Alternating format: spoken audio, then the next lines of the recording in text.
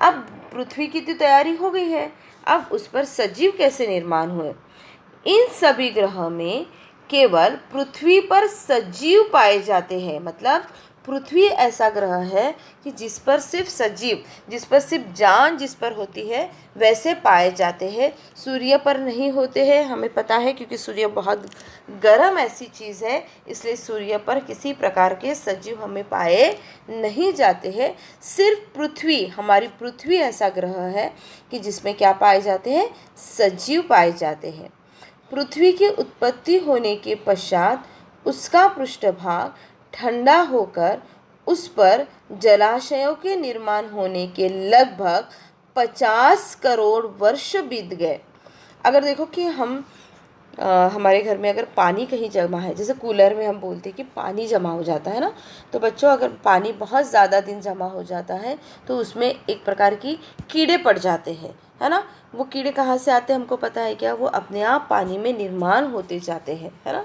वो कीड़े फिर बढ़ते हैं, अगर हमने पानी उसका फेंका नहीं तो हमको पता है कि डेंगू के मच्छर हो जाते हैं, अलग अलग प्रकार के कीटाणु वहाँ निर्माण हो जाते हैं। वैसे ही पृथ्वी पर भी 80 करोड़ वर्ष बीत जाने के बाद जलाशयों में अनेक प्रकार के सजीव उत्पन्न हुए।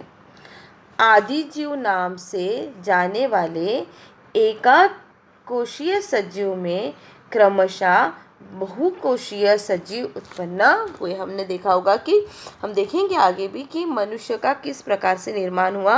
हम कहते हैं कि बंदरों से मनुष्य की उत्पत्ति हुई है, उस तरह से हम देखेंगे कि मनुष्य की उत्पत्ति किस तरह से हुई है। अब ये जो सजीव बहुकोशीय सजीव थे वो अति सूक्ष्म होते थे। अति सूक्ष्म मतलब अतिशय बारीक होते थे।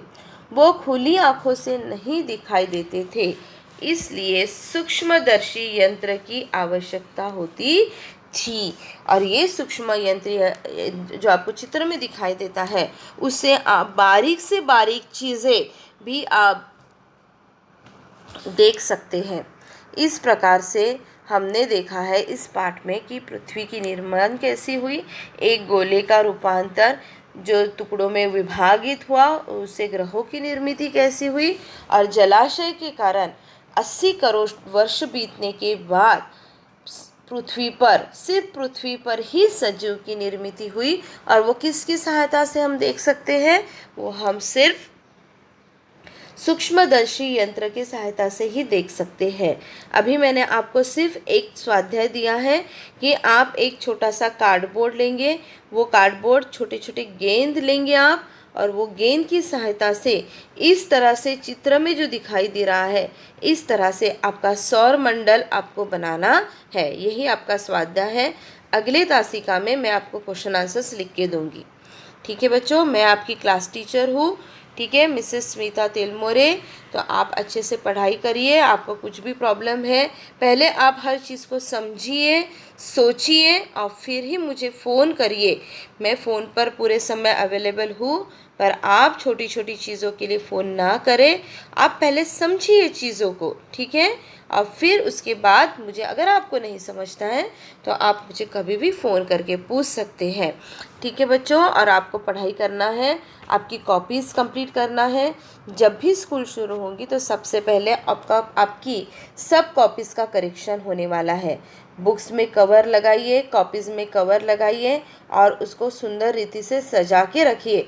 आप सुंदर रीति से उसको कॉपी में अच्छे अच्छे चित्र बना सकते हैं जो आपके किताबों के निगड़ित है, जो आपकी किताबों में दिए गए हैं, उसको पिक्चर से आप अच्छे से लिख सकते हैं। ठीक है बच्चों, धन्यवाद।